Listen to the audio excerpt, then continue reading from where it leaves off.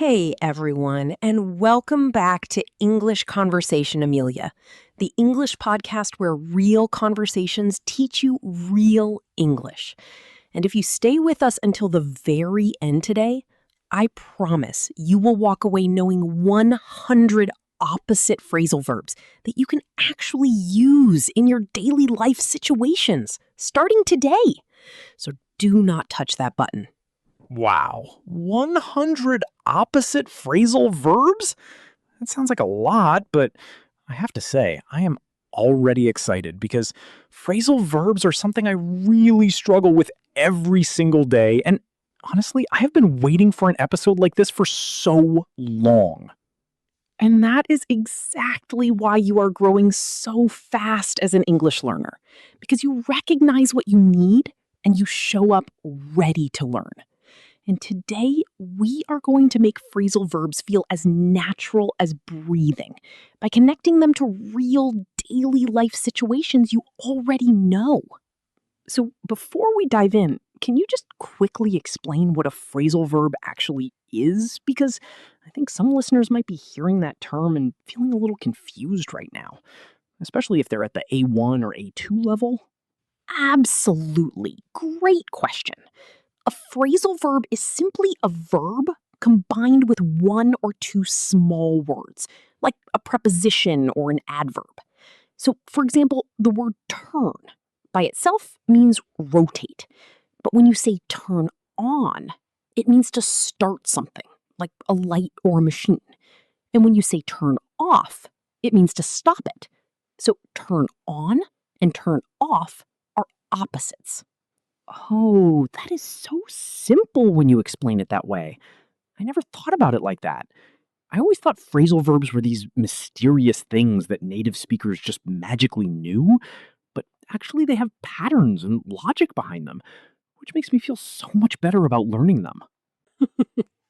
Yes, they absolutely have patterns.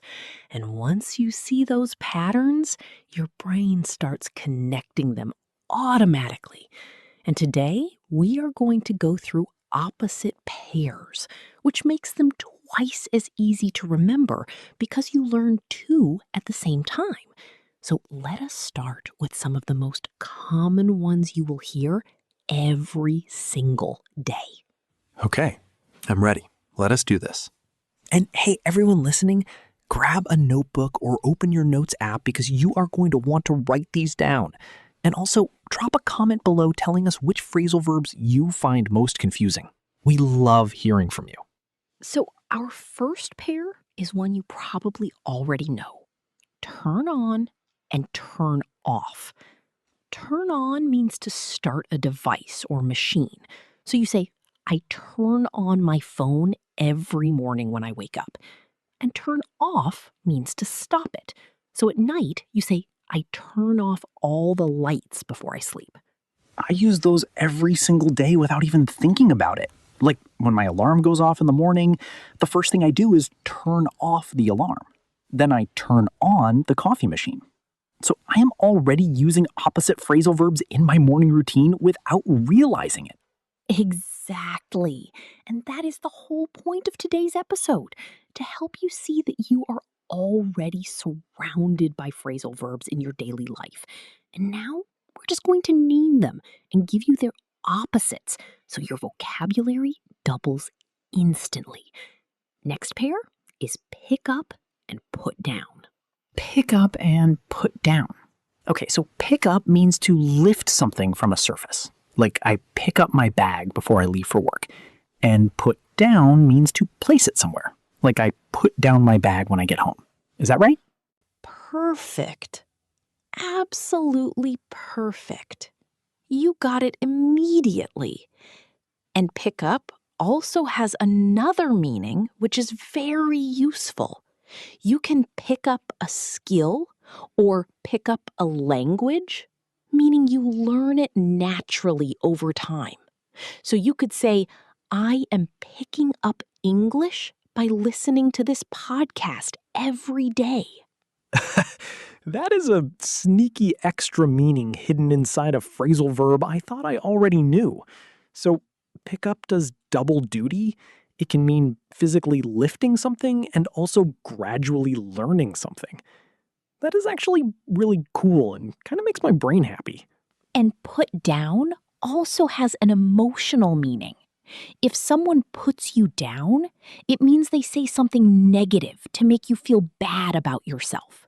So in daily life, you might say, "Please do not put me down in front of my friends," which is very different from putting your bag down on the floor. Oh, that is actually really important to know because those two meanings are completely different, and using the wrong one could cause a very awkward situation. Like, imagine telling your boss, "Please do not put me down," and they think you mean physically lower you to the ground. That would be very strange. Yes, context is everything in English. And that is why we always learn phrasal verbs with example sentences. Okay, next pair. And this one is very common in daily life conversations. Wake up and fall asleep. Wake up means to stop sleeping. Fall asleep means to begin sleeping. Simple enough. I wake up at 7 every morning, and I usually fall asleep around 11 at night. So those two phrasal verbs literally describe my entire relationship with sleep, every single day of my life. And you can also use them in emotional or metaphorical ways, like wake up to the truth means to finally understand something important. So someone might say, "I finally woke up to the fact that I need to practice English every day." And fall asleep on the job means to stop paying attention at work. The more we talk about this, the more I realize that phrasal verbs are like living things. They grow and change meaning depending on the situation. And that is why just memorizing a list without context never really worked for me before this podcast. That is such a mature observation about language learning. Okay, let us keep moving because we have so many pairs to cover. Next, we have get up and sit down. Get up means to rise from a sitting or lying position, and sit down means to lower yourself into a seated position. My teacher used to shout, "Get up and sit down" at us all day long in school. Get up when someone enters the room, sit down when they leave. So I have been learning opposite phrasal verbs since I was a child, and nobody ever told me that is what they were called. That is the best example, and it shows how phrasal verbs are embedded in our daily social behavior, not just our language. Next pair is dress up and dress down. Dress up means to wear formal or fancy clothes for a special occasion, and dress down means to wear casual, comfortable clothes. Oh, I love this one. On Fridays at my office, we have something called Dress Down Friday, where everyone wears jeans and casual clothes, and on Mondays, it is back to suits and formal wear. So we literally dress up and dress down based on the day of the week. That is a perfect real-world example. And dress down also means to speak harshly to someone as a punishment or reprimand. So your manager might dress you down for being late, which is very different from wearing casual clothes. Again, context saves you. Okay, I have to be honest, these double meanings are starting to make me a little nervous about using phrasal verbs in conversation. Because what if I use the wrong meaning at the wrong time and completely embarrass myself in front of native speakers? Do not worry about that at all. Making mistakes is how you learn. And native speakers are actually very forgiving and understanding when they can tell someone is genuinely trying to communicate. And the more you listen to natural English through podcasts like this one, the more your ear will automatically know which meaning fits the context. That is reassuring. Okay, let us keep going. I want to get through as many pairs as possible. And hey everyone, if you are finding this helpful, please drop a like on this video right now. It really helps more English learners around the world find this podcast, and we appreciate every single one of you. Next pair. Come in and go out. Come in means to enter a space, and go out means to leave a space or to go somewhere for entertainment. So you might say, please come in when someone knocks on your door. Or on weekends, I love to go out with my friends for dinner. And go out also means to stop burning, right? Like a candle or a fire can go out. So you might say, be careful, the fire is going out and we need more wood, which is completely different from going out to a restaurant on a Friday night. You are absolutely right. And I love that you made that connection. Go out, meaning a flame is extinguished. Come in, meaning light or news enters. Like when we say the results came in, we mean the results arrived. So these phrasal verbs are incredibly versatile. This is genuinely blowing my mind right now. I thought I was going to learn a simple list of vocabulary today, but what I am actually learning is how the English language thinks, how it stretches and bends these small verbs to carry huge amounts of meaning. That is exactly the right way to think about it. Next pair is open up and close down. Open up means to start a business or to become emotionally honest and vulnerable. And close down means to permanently shut a business or stop an operation. So you might say, the new coffee shop opened up on our street last week. And then 2 months later say, sadly, the coffee shop closed down because it did not have enough customers. Those two sentences tell a whole little business story using just two opposite phrasal verbs. And on the emotional side, someone might say, in therapy, my counselor helped me open up about my childhood, meaning I became more willing to share my feelings. And then someone might say they closed down emotionally after the breakup, meaning they stopped sharing feelings with people. That emotional usage is really powerful. Language and emotion are so deeply connected, and it is fascinating how the same phrasal verb can describe something physical, like a shop, and something completely invisible, like a feeling inside a person's heart. Next pair. Speed up and slow down.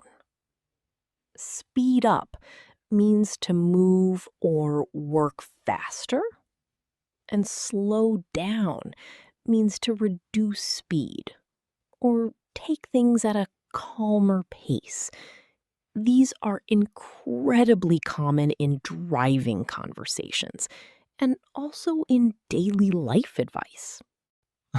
Like when my grandmother calls me and says, you young people need to slow down and enjoy life. And then 5 minutes later, my boss calls and says, you need to speed up on that report. So I am literally getting opposite instructions from the two most important people in my life. That is the perfect daily life sandwich. Grandmother says, slow down. Boss says, speed up. And you were caught right in the middle, trying to figure out which phrasal verb actually applies to your current situation, which is very relatable for most working people. Okay, next pair, please. I am on a roll and I want to keep the energy going because honestly, this is one of the most useful English lessons I have had in a very long time, and I can already feel my vocabulary growing right here in real time. Next, look up and look down. Look up means to search for information, like I look up new words in the dictionary every day. And it also means to improve. Like, things are really looking up since I started practicing English seriously. And look down on means to feel superior to someone, to show disrespect. Look down on is such a negative and unfortunately common behavior. People often look down on others because of their accent or their level of English, and that is one of the reasons many learners feel too nervous to speak, because they are afraid of being looked down on. And that is exactly why we are here. To create a safe and encouraging space where every learner feels celebrated for the effort they are making.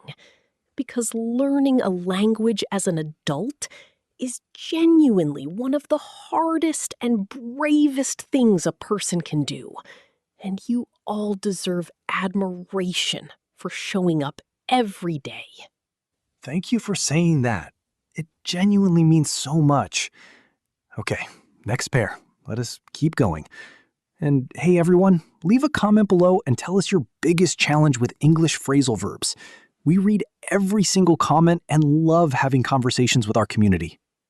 Next pair, give up and take up.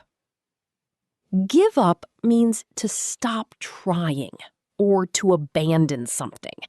Like, many people give up learning English because they do not have the right support. And take up means to start a new hobby or activity. Like, I took up running last year, and it changed my life. I never want to give up on English. Even on the days when it feels impossible and I cannot form a sentence properly and everything comes out wrong, I remind myself that every expert was once a beginner, and I just keep going. And that mindset is everything. Next pair. Set off and arrive at. Well, set off is the phrasal verb that means to begin a journey. So you say, we set off at 8 in the morning. And arrive at means to reach your destination. We arrived at the airport just in time. So your whole travel story can be told in two opposite phrasal verbs. We set off from home excited and nervous, and we arrived at our destination exhausted but happy. Those two verbs bookend the entire journey experience perfectly. I love how you are creating stories with the phrasal verbs. That is honestly the fastest way to memorize them. Next pair is fall out and make up. Fall out means to have an argument and stop being friendly with someone. And make up means to resolve a disagreement and become friends again. Like, every friendship and relationship in history follows this pattern. You fall out over something silly, there's a period of silence and tension, and then slowly you make up and laugh about the whole thing later. Phrasal verbs are basically describing the entire human relationship cycle. That is such a philosophical observation. You are absolutely right. And makeup also means to apply cosmetics to your face.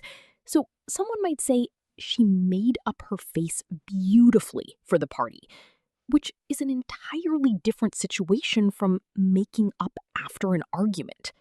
Wait, so makeup means reconcile after a fight, but it also means put on cosmetics? And it can also mean to invent a story? Like he made up an excuse for being late? So one phrasal verb has at least 3 completely different meanings, and I'm supposed to know which one from context? Yes. And the amazing thing is that after enough exposure to the language, your brain does this automatically without conscious thought. It is like how you know immediately which meaning of bank is correct when someone says, meet me at the bank versus the riverbank. Context does all the work for you. Okay, that actually makes me feel so much better because I do that with my own language all the time without thinking. So I just need to trust the process and keep exposing myself to natural English until my brain builds those automatic pathways. Exactly. Trust the process and keep showing up. Next pair is call off and call on. Call off means to cancel something. So the meeting was called off because the manager was sick. And call on means to ask someone to speak or to visit someone formally. So the teacher calls on you in class to answer a question. But if school is canceled because of snow, school is called off. I can see how mixing those two up could lead to a very confusing situation if you told your teacher the class is called on instead of called off. Absolutely. And next pair, break down and build up. Break down means to stop working, like my car broke down on the motorway this morning. Or to become so emotionally overwhelmed that you start crying. And build up means to gradually increase or develop something over time. I broke down once during an English exam. I just froze, all the words disappeared from my brain, and I felt so overwhelmed that I actually started crying, which was incredibly embarrassing, but also very human and very real for so many language learners. And did you eventually build up your confidence after that experience? Because that is what break down and build up look like in real life. You break down, you process it, and then slowly, brick by brick, you build yourself back up stronger than before. Yes. And honestly, that broken down moment in the exam was the turning point that made me take my English learning more seriously. So sometimes breaking down is actually the beginning of the building up, which is a beautiful and slightly poetic thing to realize. That is genuinely beautiful. Okay, next pair. Throw away and keep. Well, the opposite phrasal verb of throw away is actually keep or hold on to. Throw away means to discard something you no longer need. Like, I threw away all my old textbooks. And hold on to means to keep something carefully. My mother never throws anything away. She holds on to everything. Every birthday card, every receipt, every old magazine. And every few months I come home and say, "Mom, you really need to throw some of this away." And she looks at me like I have suggested something criminal. That is such a universal family experience. Every family has that one person who cannot throw anything away and holds on to everything forever. And in English, you would say that person is a hoarder. Someone who cannot throw away possessions even when they have no practical use. Next pair, please. And can we also do some work-related phrasal verbs? Because I feel like office and workplace phrasal verbs are something I really need for my professional life. And I am sure many listeners feel the same way. Great suggestion. Let us do take on and hand over. Take on means to accept new responsibility or hire new employees. So the company is taking on new staff this quarter. And hand over means to transfer responsibility or give control to someone else. Like she handed over the project to her colleague before going on holiday. So, in a workplace, you might take on a new project in January, work on it for months, and then hand it over to a colleague before you go on annual leave. Those two phrasal verbs describe the entire arc of project management in professional English. Exactly. And next professional pair, put off and bring forward. Put off means to postpone something to a later date. The meeting has been put off until Thursday. And bring forward means to move something to an earlier time. The deadline has been brought forward to Monday morning. Oh, I have so many feelings about those two phrasal verbs. When the deadline is brought forward, I feel immediate panic.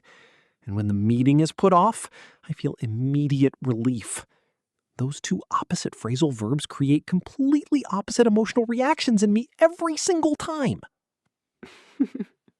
That is incredibly relatable for every working professional everywhere in the world. Next pair, log in and log out. Log in means to enter your credentials to access a system or account. And log out means to end your session and exit your account. These are essential in our digital daily lives. I log into my computer first thing every morning and log out last thing every evening. Those are literally the two phrasal verbs that mark the beginning and end of my working day. They are like the digital sunrise and sunset of my professional life. I love that description. Digital sunrise and sunset. And related to technology, we have switch on and switch off.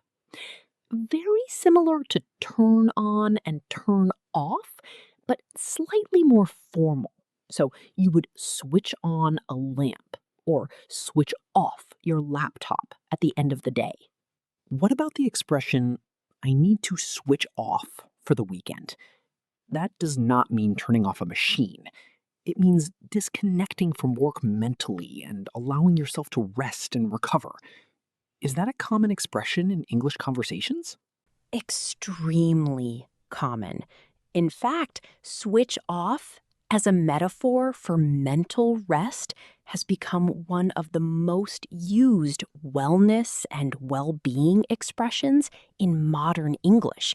So if you say to a colleague, I am completely switched off this weekend, they will immediately understand you need time to recharge. Next pair, please. And I want to say to everyone listening, if you have made it this far in the episode, you are absolutely crushing it, and you should feel really proud of yourself. So leave a comment saying, I am still here, and let us celebrate together as a community. Let us do carry on and stop off.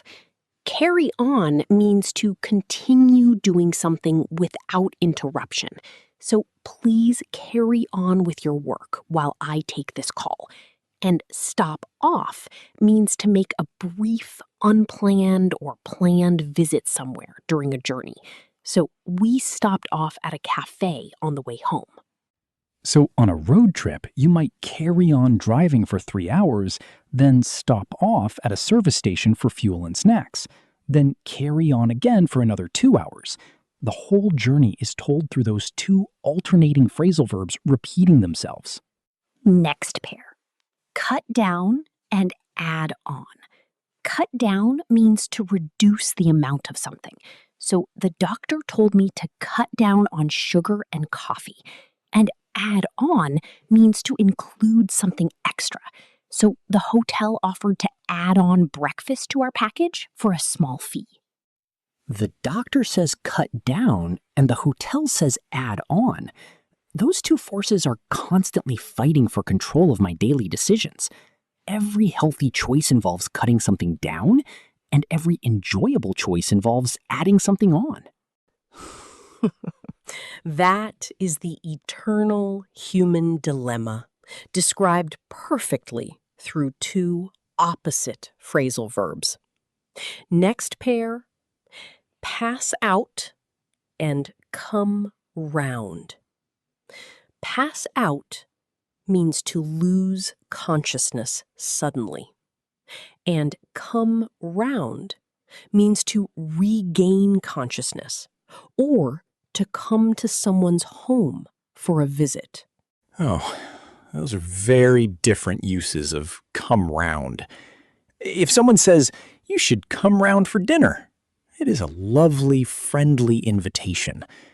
But if someone says, she has not come round yet, it could mean someone is still unconscious after an accident. The tone tells you everything. Exactly. And in everyday social situations, come round is one of the warmest and most hospitable phrases in British English. So when someone says, do come round any time, they genuinely mean their home is open to you. It is a deeply welcoming expression. I love that. I want to start using come round in my own conversations because it sounds so warm and genuine. English has so many expressions that carry emotional warmth inside the grammar, and I find that completely beautiful about this language. Next pair, save up and spend. Save up means to gradually accumulate money for a future goal. Like, I am saving up for a holiday to Japan next year. And spend means to use money to pay for something. So the discipline of saving up is always in conversation with the temptation to spend. I am not the best at saving up. I always have great plans to save up for something important, and then something comes along that looks amazing. And before I know it, I have spent everything, and I am starting from zero again. I think many people will relate to this. That is painfully relatable. And next pair, stand out and blend in. Stand out means to be noticeably different or exceptional, and blend in means to become similar to those around you and not draw attention to yourself. Both are useful strategies in different social situations. When you are learning English in a foreign country, sometimes you want to blend in and sound like a local. But other times, your accent and your unique perspective actually make you stand out in a wonderful way that people find fascinating and refreshing. And standing out does not have to be scary. Some of the most successful English communicators in the world are people whose unique accent and perspective make them completely memorable. Your difference is your strength, not your weakness. Okay, let us power through the next set. What about some phrasal verbs related to relationships and social life? Because that is where so many learners really need the vocabulary and feel most unprepared. Great. Let us do ask out and turn down. Ask out means to invite someone on a romantic date. Like, he finally asked her out after months of wanting to. And turn down means to reject or refuse an invitation or offer. So she turned him down politely but clearly. Oh, the anxiety of being asked out or asking someone out. Your whole heart is waiting on the edge while the other person decides whether they will accept or turn you down. Those two phrasal verbs contain the entire emotional risk of human romantic connection. And turn down also means to reduce the volume or heat.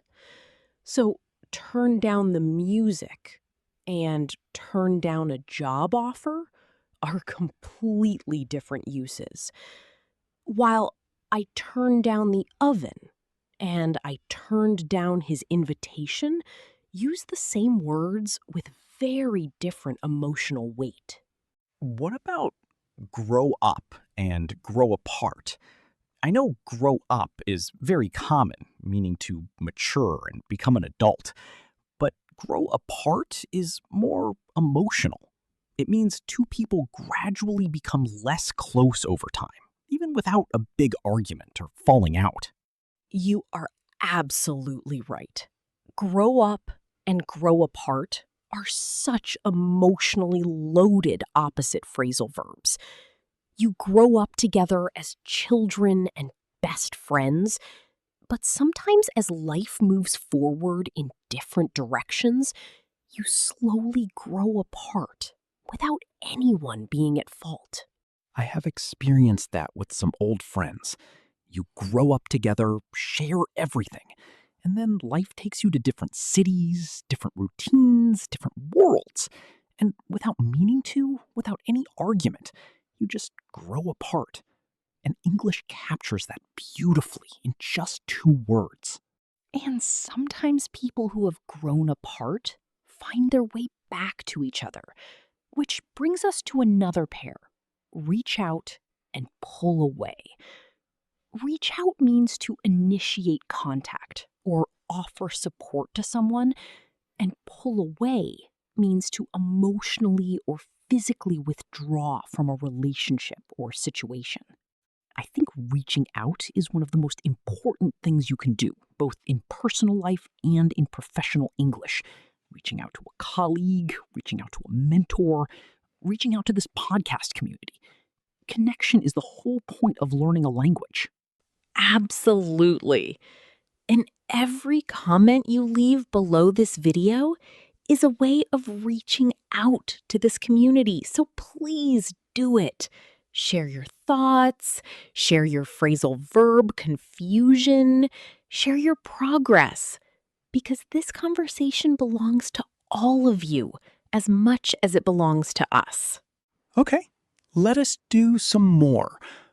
What about phrasal verbs related to information and communication? Because in daily life, so much of what we do involves sharing and receiving information. Perfect. Let us try find out and keep secret. Well, the more standard opposite would be find out and cover up. Find out means to discover information you did not previously know. Like, I found out that my colleague is getting married. And cover up means to deliberately hide information from others. Those two are always in opposition in news and politics. Journalists are trying to find out the truth, and powerful people are trying to cover it up. Those two opposite phrasal verbs basically describe the entire history of investigative journalism. And that is a very accurate observation. And on a lighter daily life level, parents try to find out what their teenagers are doing, and teenagers are experts at covering up what they are actually doing. It is the eternal generational battle described in phrasal verbs. So true. Next pair, please. What about fill in and leave out? Fill in means to complete a form or to give someone missing information. And leave out means to exclude or omit something or someone. Perfect. So at the doctor's office, you fill in a form with your personal details. But if the form is confusing, the receptionist might fill you in on what information is needed. And if you accidentally leave out your date of birth, the form is incomplete. And leave out in a social context is really painful. Nobody wants to feel left out from a group conversation or a social event. Being left out triggers some of the most fundamental human feelings of rejection and loneliness that exist. And when you learn English, you go from feeling left out of conversations to being fully included. You go from watching people talk and feeling invisible to being right there in the middle of the conversation, understood and understood. That transformation is genuinely life-changing. You have such a beautiful way of connecting language learning to human experience. I think that is why this podcast feels so different from traditional learning methods. It is not just about grammar rules. It is about what language does to your life and your relationships. Next pairs. Let us go a bit faster now. Put on and take off. Put on means to dress yourself in clothing or to start playing music.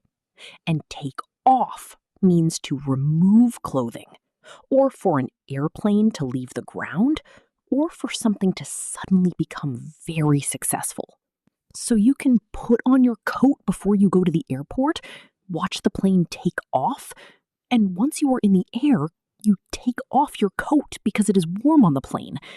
That one travel situation used both meanings of take off and put on perfectly in real context. Next, look after and neglect. Look after means to take care of someone or something. Like, she looks after her elderly parents every weekend. And neglect means to fail to give proper care and attention.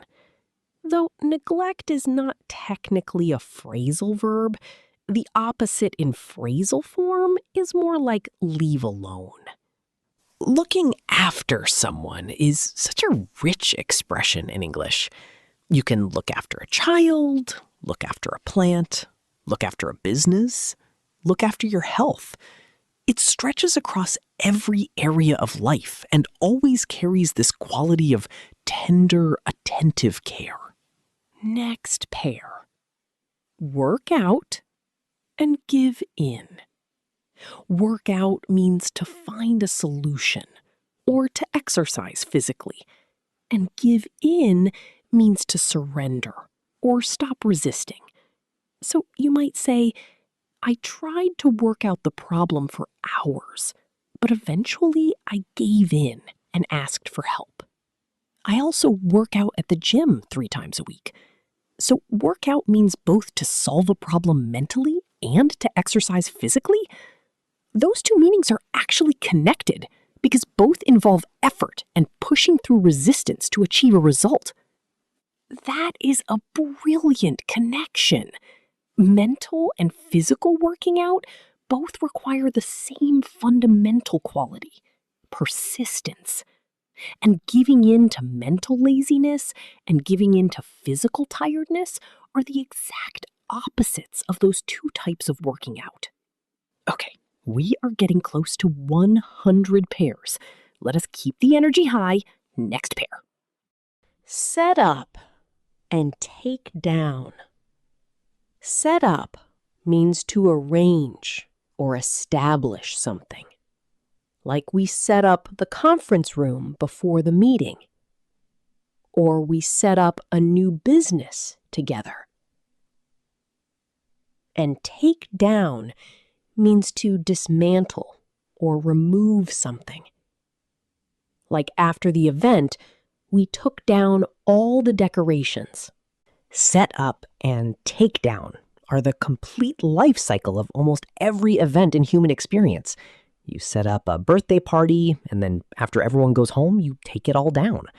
You set up a business, and if it fails, you eventually take it down. Those two verbs contain so much life. And set up also means to arrange for someone to be falsely accused. Like in a crime story, someone was set up by their colleague. And take down in modern internet culture means to remove content from a platform. So a video might be taken down for violating community guidelines. That modern digital meaning of takedown is so relevant now. Content creators worry about their videos being taken down, which is why it is so important to follow the rules and create content that genuinely helps people rather than harms them. Next pair. Zoom in and zoom out. Zoom in means to make an image appear larger or to focus on a specific detail. And zoom out means to make it appear smaller or to look at the bigger picture. These are camera terms that have become everyday language. And metaphorically, zoom in and zoom out are incredibly useful for life decisions. Sometimes you need to zoom in and focus on the tiny details of a problem, and other times you need to zoom out and see the larger context to understand what is really happening. Perfectly said. And our final few pairs now: bring up and drop. Bring up means to mention a topic in conversation, like she brought up the issue of the deadline during the meeting. And drop means to stop discussing something or to abandon a subject. Like, can we just drop it, please? Those two are so common in arguments. One person keeps bringing up the same issue over and over, and the other person keeps saying, please just drop it. And neither person can agree on whether the topic should be brought up or dropped, and that is basically how most disagreements work. That is the anatomy of an argument, described entirely through two opposite phrasal verbs. And bring up also means to raise a child. So she was brought up by her grandparents means she was raised by them, which is completely different from bringing up a topic. And our last pairs: go on and stop, keep up and fall behind. Go on means to continue. Stop means to cease. Keep up means to maintain the same pace or standard as others, and fall behind means to progress more slowly than expected or required. Keep up and fall behind are especially important for language learners. There will be days when you feel like you are falling behind everyone else, like everyone else is improving faster than you. But I want you to know that your learning journey is uniquely yours, and comparison is the thief of progress. And every day that you listen to an episode like this one, you are keeping up. You are maintaining your momentum, building your vocabulary, strengthening your ear, and all of that compounds over time into remarkable fluency that you will one day surprise yourself with. I could not have said it better. And we have now covered 100 opposite phrasal verbs with real daily life examples, emotional contexts, professional situations, travel stories, relationship moments, and digital life. And you have stayed with us through all of it, which is truly wonderful. This has been one of my absolute favorite episodes of English Conversation Amelia. I feel like my vocabulary doubled today. And more importantly, I feel like I understand how to actually use these phrasal verbs in real conversation, rather than just recognizing them on a test paper. And that is exactly what this podcast is designed to do. Give you living vocabulary that works in real life, not just on paper. So please share this episode with anyone you know who is learning English, because the best gift you can give a fellow learner is a resource that actually works. And leave us a comment telling us which opposite phrasal verb pair was your favorite from today, or which one surprised you the most. We genuinely read every comment and respond to as many as we can, because your engagement makes this podcast possible and keeps us motivated to keep creating. Also, if you have not yet subscribed to English Conversation Amelia, now is absolutely the time. Click that subscribe button and ring the notification bell so you never miss an episode, because we release new English podcast content every week, designed specifically to help you reach your language goals. And remember, whether you are at A1, A2, B1, or B2, every single level deserves celebration. Every step forward is meaningful, and every episode you complete is evidence that you have what it takes to become fluent in English. Do not give up. Keep showing up.